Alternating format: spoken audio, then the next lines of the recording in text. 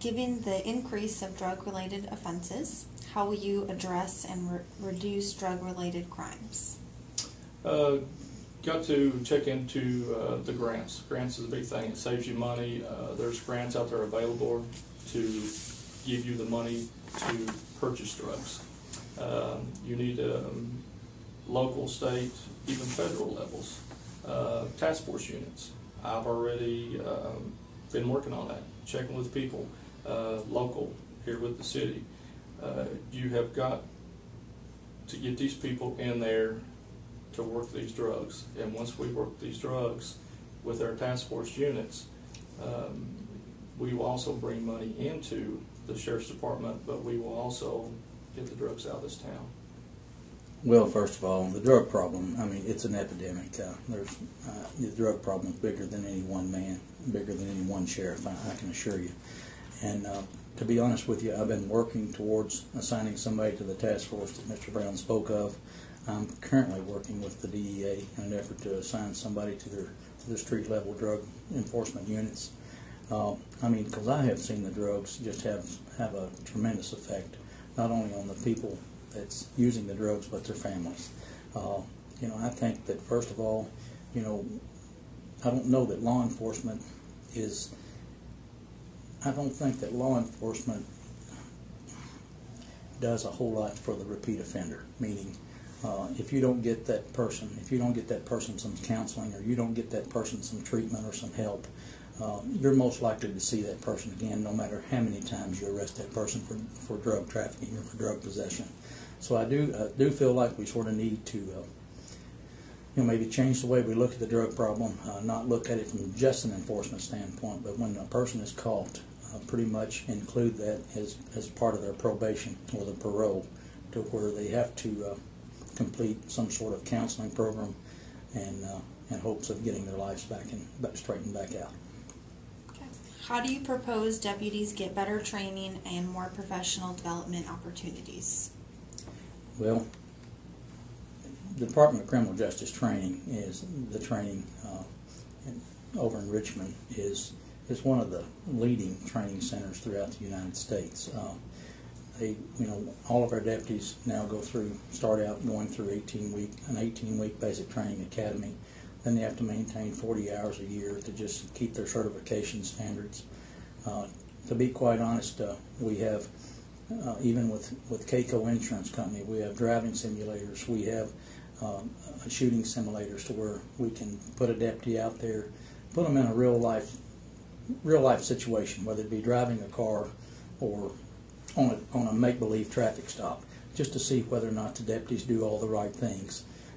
Because one of the most important parts of training is just making sure the deputy is trained to know how to go home to his family each and every night. Like Mr. Corman said, of course, the 40-hour in-service that's required by state, it's a given they're going to get that. But any kind of training we can send outside our department and get someone certified as an instructor so they can come back and teach our guys in-house training. You also get people that are trained and certified in that. You can bring other agencies over and charge a fee, or you can train other officers, other counties throughout the state of Kentucky, which will again bring money back into your department. A big thing as far as training, one of the in-services I like to do is take all the road deputies, send them for an in-service. One of their 40 hours is just their investigation. State police does it. Anybody, road state trooper, takes the case. He will work the case. If it's, for example, I'm just using it for example, if it's a Class C felony or less, that actual road deputy will work that case. The detectives, if it's a C felony or greater, they will turn that over to the detective, because there's so many cases out there, there's no way they could get them covered. And that's the problem we have here. We got one detective averaging 300 cases a year pulled. He cannot work, that's just the last 4 years, there's no way he can work that. Some of them road deputies need to be able to take calls also, take the workload off. Now you can take the last 60 seconds to wrap up your thoughts and tell the voters anything that you'd want them to know. I think things is changed in Jessamine County drastically, and I think people are realizing that. The population, it's exploded here. The sad part is we're getting all the big city crimes, drugs, the other things that are related with that. I think we need to have some good ideas, some new ideas. Someone that's, like I say, I've worked street level, I've done the patrol, I did the investigations part, and I've done the drug investigations. I think we need somebody in there that's been there, knows how it works. We just got to get stuff happening. There's a lot of talk about it, but nothing's ever happened here. We've got to get it started now. It's got to change. We got to do something with these drugs here in this town.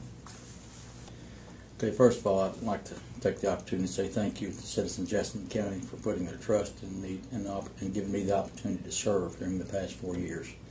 In addition, like I mentioned earlier, the sheriff is only a spoke in the wheel. He's only as good as his staff. And I want to thank my staff for a job well done, and I'd like to thank my wife and my family for dealing and understanding my commitment and the demands put on me of the job. I feel that I've proven myself in the last 4 years. Altogether, I've been within the command staff of the Sheriff's Office for the last 9 years now, and I've been employed as a part-time deputy since 1986. I feel like I know the job and I know the county better than than the other candidate, and I would appreciate your all's vote on November the 2nd. Thank you very much.